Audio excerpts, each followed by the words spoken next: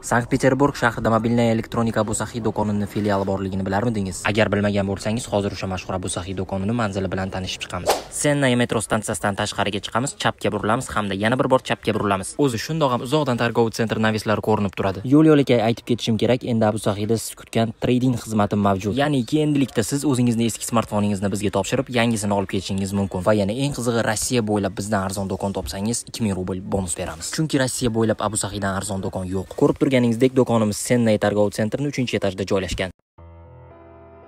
Assalomu alaykum qadrdon muxlis. Siz bilan siz bilgan va kanal turfa olam. Italiyaning politika agentligining axborotiga ko'ra, Germaniya o'zini Amerika Qo'shma Shtatlarida saqlanayotgan 1200 tonna oltinni qaytarib olish uchun talabnoma jo'natishga tayyorgarlik ko'rmoqda. To'g'rirog'i, Germaniya o'zini Amerika Qo'shma Shtatlari oltin zaxirasida saqlanayotgan 113 milliard dollarlik oltinini Washingtondan qaytarishni so'ramoqchi. Politika agentligiga ko'ra, Germaniya Trampni Yevropaga joriy qilgan oshirilgan bojlaridan keyin Qo'shma Shtatlarning ishonchsiz hamkorlar ro'yxatiga qo'shdi. Bir tomondan Berlin haq. Politikoning yakuniy xulosasiga ko'ra, agar Berlin shu talab bilan Washingtonga murojaat qilsa va Washington Germaniyaning oltinlarini o'z vaqtida qaytarib bera olmasa, u holda Amerika Qo'shma Shtatlari dunyoning deyarli barcha davlatlari uchun eng ishonchsiz hamkorga aylanadi. Bir so'z bilan aytganda, Germaniya Fransiya prezidenti Charles de Gaullening siyosatini qayta tiklash orqali Donald Trampga javob bermoqchi.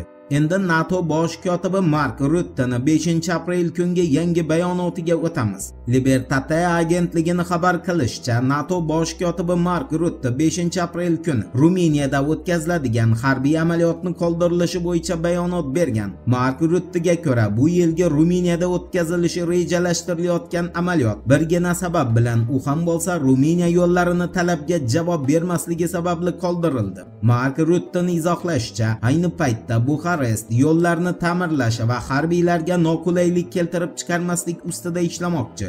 NATO bosh kotibi Mark Rutte'ning ma'lum qilishicha, harbiy alyans Rossiya va Qo'shma Shtatlar o'rtasidagi muzokaralarni birortasida ishtirok etmaydi. Boisi NATOning bu urushga aloqasi yo'q. Shuning uchun Ukrainadagi urushni to'xtatish bo'yicha barcha muzokaralar Qo'shma Shtatlar, Rossiya va albatta Ukraina ishtirokida amalga oshiriladi. Mark Rutte'ga ko'ra, Washington o'q otishni to'xtatish bo'yicha hozirda eng yaxshi pozitsiyada turibdi va Ukraina urushi yaqin oylar ichida yakunlanishi ham mumkin. Mark Rutte'ning aytganlariga ulkan umid bog'lab, navbatdagi axborotga o'tamiz. Britaniyaning Bloomberg agentligining qayd qilishicha, TikTok sayti bo'yicha muzokaralarni shaxsan Qo'shma Shtatlarning prezidenti Donald Trampni o'zi barbod qildi. Negaki Tramp o'zini boj bo'yicha yangi siyosatini e'lon qilmasdan oldin tomonlar, ya'ni Pekin bilan Washington TikTokni 20% ulushi bo'yicha muhim kelishuvga erishib bo'lgan edi. Ammo Tramp tomonidan Xitoyga qarshi joriy qilingan import uchun oshirilgan bojlar Pekinning muzokaralarni barbod qilishi bilan yakun topdi. Shunday qilib, Tramp o'zi bilmagan holda Qo'shma Shtatlar iqtisodiyotiga ham zarba berib qo'ydi. Endi Fransiyaning o'ziga qarashli bo'lgan orollarda Grenlandiya ssenariysini takrorlanishidan xavotirga tushgani bilan bog'liq axborotga o'tamiz. E'tiborli bo'ling.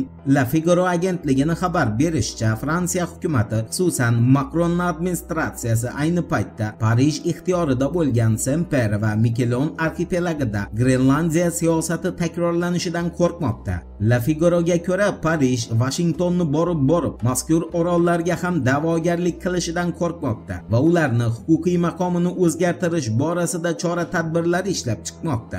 La Figaroning qo'shimcha qilishicha, Qo'shma Shtatlar, xususan Donald Trump hali Yangi Kaledoniya va Polineziya orollariga ham da'vogarlik e'lon qilishi va ushbu orollarni Qo'shma Shtatlar tarkibiga qo'shib olishga urinishi mumkin. Endi Ukraina tepasida boshlangan yoppasiga tekshiruvga o'tamiz. Kimgadir yangilik bo'lsa, oldindan eslatma. 26-mart kuni Ukraina Oliy Radasi deputati Jeleznak Qo'shma Shtatlar bilan Kiyevni kelishuv bo'yicha barcha ma'lumotlarni oshkor qilgan edi. Keyin esa Zelenskiy bu maxfiy ma'lumotlarni Jeleznak qayerdan olgani haqida qiziqish bildirgan. Ma'lum bo'lishicha, Zelenskiy administratsiyasining barcha maxfiy hujjatlari bir vaqtning o'zida Oliy Radaga ham jo'natib turilgan. Ammo ushbu ma'lumotlarni jo'natgan xodim hozircha topilgani yo'q va Kiyev tepasida aynan shu xodimni topish uchun katta tekshiruv boshlandi. Eslatib o'tamiz, prezidentimiz Vladimirlarning kenjasi maxfiy ma'lumotlarni oshkor qilgan xodimni topish uchun hatto yolg'onni aniqlovchi detektorlarni ishlatishga ham ruxsat bergan. Turfa olam bilan qoling, siz kutgan